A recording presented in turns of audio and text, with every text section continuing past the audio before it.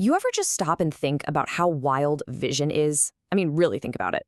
In less than a blink of an eye, your brain takes this absolute mess of light hitting your retinas and turns it into, well, the world. Faces, cars, text on a screen. It's one of the biggest mysteries in neuroscience, and for decades, it's been a super tough nut to crack. But what if the key wasn't some bigger, more complicated tool, but a much, much smaller one? So let's just dive right in. This is the big question, right? How does this incredible biological supercomputer that we all have perform this magic trick every single second that we're awake? For a while now, the best tools scientists had for this were these enormous AI models. You've probably heard of them, deep neural networks, or DNNs. And the thinking was pretty simple, right? If you can train an AI to recognize objects just like a person does, maybe, just maybe, its internal wiring will start to look something like our brains. But yeah, there is a serious catch to this approach. And that catch is what we call the black box problem. These AI models, with their tens of millions of connections, are just as mysterious as the brain we're trying to understand in the first place.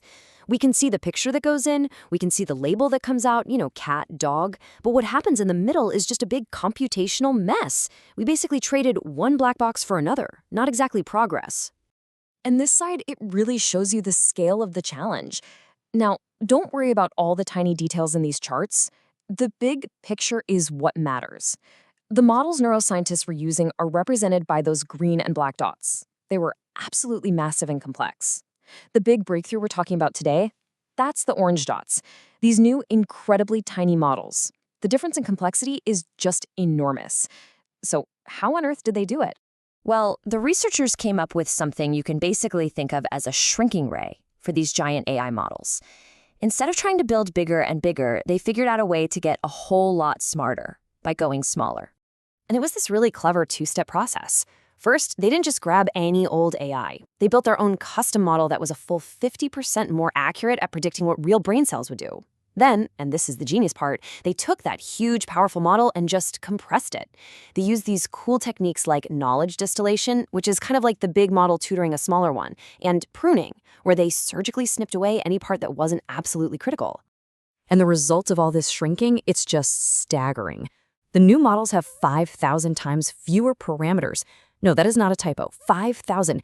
It's like taking a whole sprawling encyclopedia set and boiling it down to a single cheat sheet that still gives you all the right answers. So when you put them side by side, the benefit is just crystal clear. The old way on the left was a total black box. The new way gives us a model so simple, we're talking around 150 core components, that scientists can finally pop the hood and see exactly how it's thinking. And the most important part, they got all this transparency without losing any accuracy. In fact, it was just as good or even better. Okay, so they've got these tiny, super accurate models. That's awesome in theory, but now comes the most important part of all. Do these little shrunken AIs actually think like real brain cells? It was time for a major reality check. I mean, this is really the million-dollar question, isn't it? It's not enough for the model to just guess what a neuron will do with everyday pictures. If it's a really good model, it has to have captured the neuron's fundamental preferences, what it truly likes to see. So how do you even test something like that? Well, they designed this brilliant series of what they called causal tests. Using their tiny models, they created very special images. Some were designed to be the absolute perfect #1 favorite image for a specific neuron, the kind of thing that should make it fire like crazy. Others were adversarial. These are subtly tweaked images designed to either supercharge or totally silence that same neuron. Then they took these AI-generated pictures and showed them to actual monkeys while recording their real brain cells. And the results? Whoa. It was a total home run. The images, the tiny models designed to get the biggest reaction, worked perfectly. They drove the real neurons to fire about 2.5 times more than normal. And those adversarial images? They also worked exactly as predicted, pushing the neuron activity up or down pretty much on command. This was the proof. The tiny models weren't just guessing. They had genuinely captured the logic of the real neurons. All right, so the models are small, they're dead-on accurate, and they pass the reality check with flying colors. Now for the payoff. It's finally time to open up that digital black box and see what is actually going on inside. And as soon as they looked inside, a clear pattern jumped out.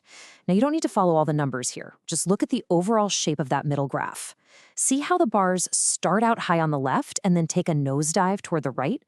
That tells us that the early processing layers have tons of simple filters, but the later layers have way fewer. It's a bottleneck. And the researchers gave it a name, the consolidation step. So what is this consolidation step?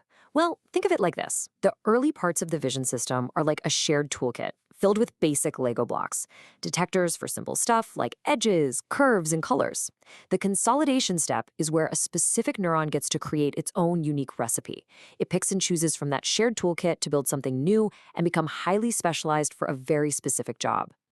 Now, that might sound a little abstract, so let's make it super concrete with an amazing example right from their research, figuring out how a neuron learns to become a specialized dot detector. So here's the puzzle they unraveled, and it's all laid out in this diagram. In that shared toolkit of basic parts, there's no Lego block that's explicitly a dot detector. So how in the world does the brain build a neuron that gets super excited by small dots? The answer is just so cool. It's a two-part recipe. First, when a little dot shows up, 4 different corner detector filters all fire at the same time. And because the dot is small, you can see how their signals all overlap right in the middle. They add up to create one big, strong yes signal. But what happens if the dot is big? Now, those corner detectors are too far apart. Their signals don't overlap, so you don't get that big combined signal. And at the same time, a whole other set of filters, these large edge detectors, kick in and actively shout no, canceling out whatever signal was there. And there it is. That's the aha moment. The recipe for a dot detector isn't a single ingredient. It's a clever combination. You add the signals from 4 simple corner detectors, and you subtract the signals from edge detectors. The result is a neuron that is perfectly tuned to scream for small dots, that stays quiet for big ones. All without ever having a dedicated dot filter to begin with. It's complexity from pure simplicity. So let's zoom out for a second, because this is so much bigger than just dot detectors. This discovery has massive implications for how we even study the brain. I think the researchers themselves put it best in their paper with this pretty bold statement. For years, the whole field just assumed that to model something as complex as the brain, you needed an equally complex AI. This work just proved that assumption was flat out wrong. So what this all means, the real takeaway, is that we have a completely new way forward. We've gone from just trying to mimic the brain with a black box to actually creating an understandable roadmap. Now scientists can build these simple models first, use them to make really specific predictions, and then go into the lab to test them. It's a whole new playbook for neuroscience. And that leaves us with this final, just mind-bending thought. Vision was supposed to be one of the hardest problems out there. And if we're now cracking its code by finding these simple recipes hidden inside all that complexity, what else can we use this key for? Could the secrets to even deeper mysteries, like memory, thought, maybe even consciousness itself, could they also be built from simple, elegant computations, just waiting for us to figure out the recipe?